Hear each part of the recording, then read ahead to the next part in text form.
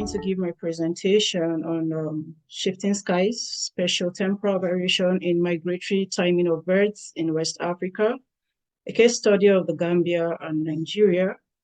So this presentation is a collaboration of 3 organizations, APLORI, which I represent, the Gambia, which late Clive Barlow represents, and the Durham University, where Dr. Christine and Professor Stephen. So those are the all of us actually were the people who contributed to write the paper I'll be presenting today.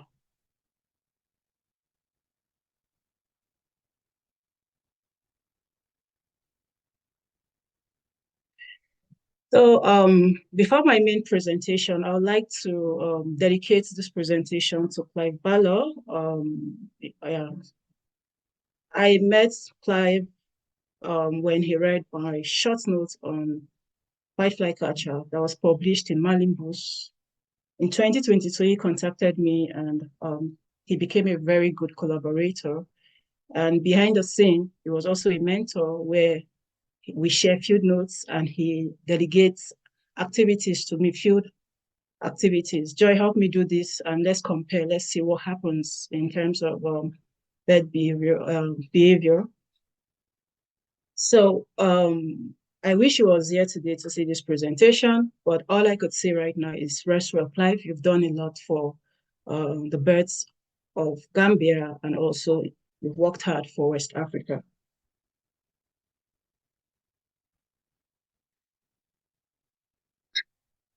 So annually, conservationists as well as the public actually look forward to when migratory bird species are arriving and when they record their first migratory bird species. And you see a lot of persons asking you as a researcher, have you seen the migrant birds? That usually during August, they'll ask you, have you seen the migrant bird species or not? Have you recorded any first migrant bird species or not? So the public as well as researchers are on the look in August and also in April or May when they record their first and also their last migrant bird species leaving Nigeria. And I also believe it's similar in the global north. People keep asking you, asking themselves, nature lovers, researchers, when did you record your first migrant bird species this season? And when did you record your last migrant bird species? It tells us that which means migration is actually fascinating, not just only to researchers, but also to the public as well, which makes it nature's great spectacle for both researchers as well as the public. But one of the overlooked aspects of long distance migration we don't really talk much about is the ecological role these passerine bird species play as they move from north to south annually. So because they act not as seed disperser as well as insect control agents as they move from north to south on an annual basis, not just only on their wintering grounds, not just only on the breeding grounds, en route, they migrate.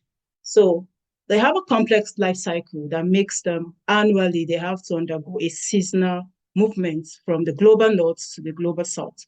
For some individuals, they make a migration jump where they utilize a migration jump where the migrate nonstop from their breeding ground to their non-breeding ground. While for some individuals, they make a migration up or a skip where they utilize several habitats, then down to their non-breeding ground. So it is a journey of survival as well as risk, because as they move from their breeding ground in the global north to sub-Saharan Africa, they are vulnerable to a lot of environmental factors like climate change, habitat loss, and so on. And previous research have shown that because of the complexity in the annual annual life cycle, it is very difficult for us to understand what is going on in all the 3 phases of their life cycle. And these have led to population decline of some of these species, and we are still trying to understand where the cause lies. Is it on the breeding ground or wintering ground or in en route why they migrate?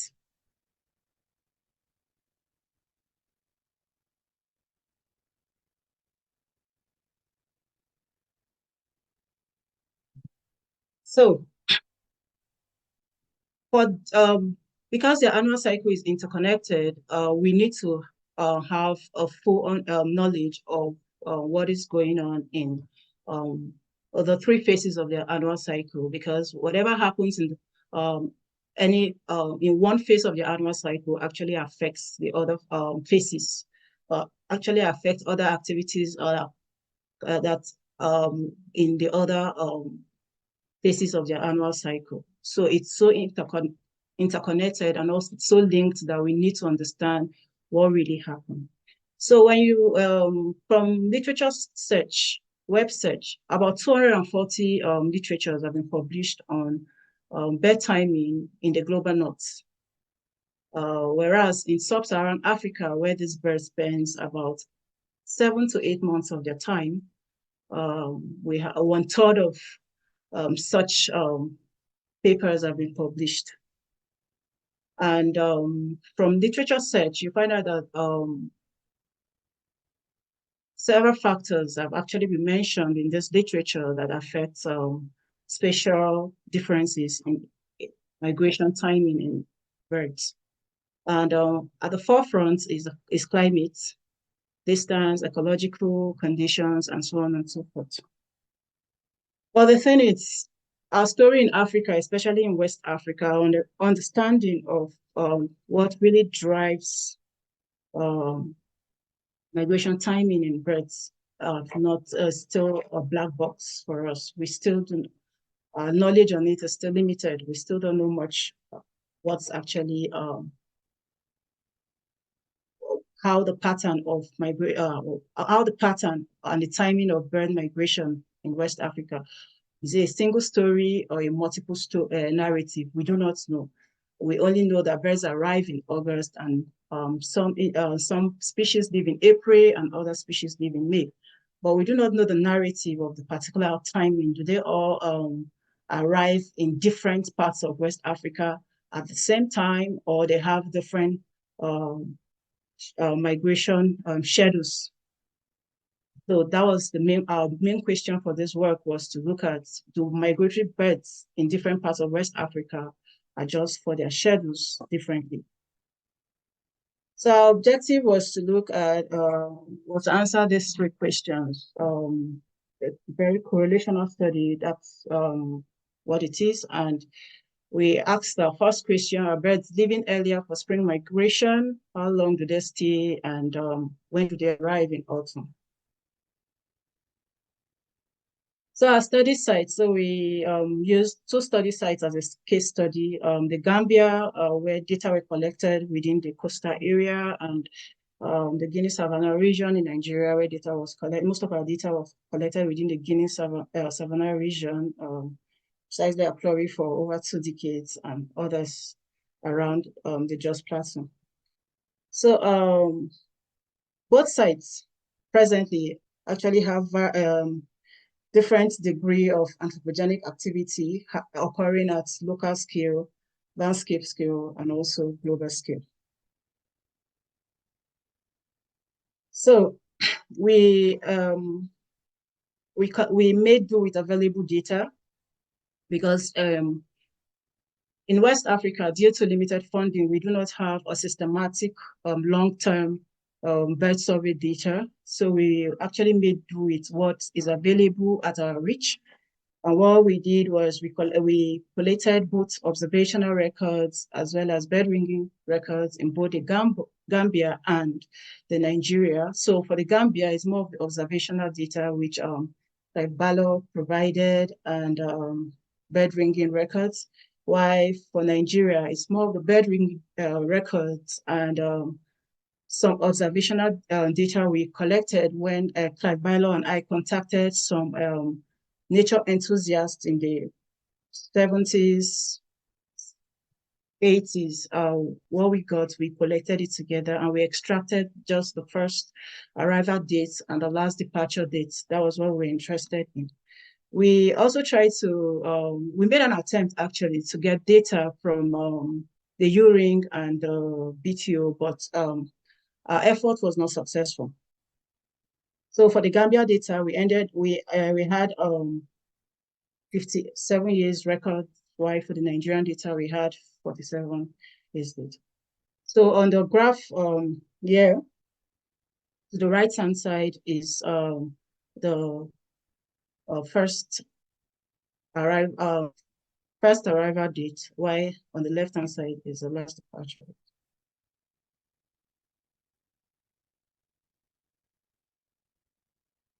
So when we got this data, we meshed everything together and we had to like select species that occur in both wintering areas.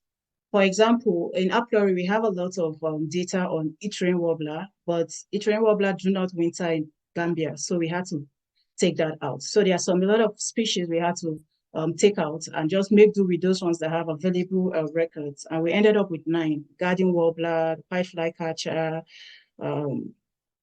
blackcap, melodious warbler, willow warbler, spotted flycatcher. So we had 9 in numbers we had to work with. So because our data, we had missing data, we don't have a complete set of data for both countries. So there was missing records, and the sample size too is a bit small, because some we expect you to have like 60 complete year for each country, which we did not have. So we had to cut through this complexity by doing Bayesian. So we had to adapt Bayesian analysis where we had our first arrival dates, which is our response variable, year plus country, years, and the interaction and species. We had to include species as a random factor to correct for phylogenetical relatedness. Although the Bayesian statistic we did was actually a phylogenetic generalized linear mixed model that accounts for differences in the timing of these different bird species that arrive both with wintering ground. So looking at the records, early arrivals on the wintering ground for both countries was more of the garden warbler and the pied flycatcher, compared to the white-throat and the spotted flycatcher that comes later. So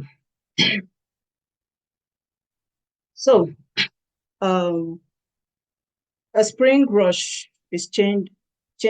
So the spring rush is changing for the Gambia. So pre-breeding migration timing is advancing for species that depart from the Gambia compared to species that depart from Nigeria. So the Gambia population of Afro-Palearctic species are leaving early for spring migration. That's one of our key findings. Then the second one is duration of stay for species wintering in Nigeria was longer. So there's a long winter holiday for migratory species, bird species wintering in Nigeria compared to those wintering in the Gambia.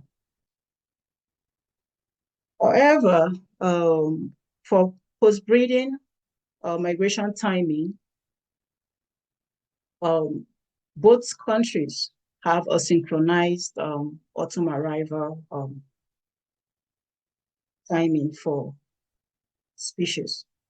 So when you look closely, what it tells us is that for species departing Europe down to Africa, I think they are governed by, I would say they are governed by similar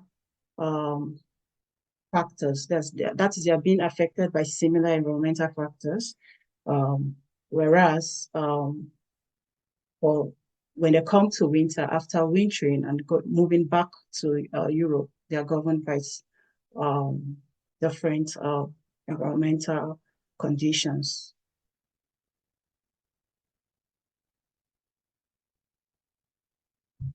So putting our story all in a map, um, the spring rush is changing in the Gambia. That is, birds are leaving earlier for spring in the Gambia, whereas there's long duration of stay for migratory bird species in Nigeria and a synchronized autumn bird migration for those bird species in the winters in both sites. That's just a summary of the results. And the big question is, why are we having this pattern? So differences in environmental condition for the Gambia, it has been documented and published that resource availability as well as environment, weather condition, storm, and wind are the major cause of bird species living earlier, departing earlier from the Gambia to their wintering grounds in Europe. Whereas for birds in Nigeria, conditions within areas where most of our record comes from is stable and based on the optimal migration theory, states that birds will stay longer in areas where resources are available in order to optimize their energy for their next migration leg. So another possible explanation for our results is geographical origin. The birds of winters in Gambia based on the limited ringing recaptures from migrationatlas.org from the western seaboard of Europe compared to the birds that winter in Nigeria that are from northern Europe. But a detailed work by Claudia Tapia et al. 2002 for the common white-throat, where she used both the bird ringing records as well as the tracking data. She found out that the common white-throat winters in the Gambia from the ringing records breeds in Central to Western Europe, whereas those that winters in Nigeria, you'll find them more in the north and eastern parts of Europe. Then secondly, more to the Gambia, why the bird species are departing earlier can also can be linked to vegetation green up. So if vegetation green up in their sites where they breed in Europe, they had to depart early in order to mate to avoid food mismatch in that context. So those are the possible explanation for this, because we did not do a causational study, rather we did a correlational study. So what's the conservation implication of this is there is no all-size-fits-all approach in conserving palliative bird species in Nigeria, in West Africa, sorry. And technological shifts are sensitive barometer in which you can use to study environmental change within the migration system. And early departure could lead to mismatch of food availability. But I think birds have actually learned to adapt to that by departing early in order to meet food within their breeding sites. And our results, sorry. So limitations, it's one of our limitations is we did a correlational study, which I've explained later before now. And our study was limited to certain locations within our study sites. It wasn't the whole of Gambia. We collated data we used, and the whole of Nigeria. And we suggest that future work use well-detailed data with rainfall and vegetation satellite data in order to look at positional effects on what's going on, just as what Lawrence et al. Did in for the Gambia best species. And expansion to more African country, it's it's one of the future work that we should be aiming at. So the key thing to remember, it's migration timing, just as what you have in the global north. It's varies across West Africa, and population in Gambia departing earlier for spring migration than those in Nigeria. And local conditions appear to be the key drivers, because we have a synchronized autumn arrival, which tells us that the condition departure from Europe to Africa, sub-Saharan Africa, is governed by a similar ecological factor compared to departing from Africa back to Europe. Then understanding regional differences is crucial for effective conservation.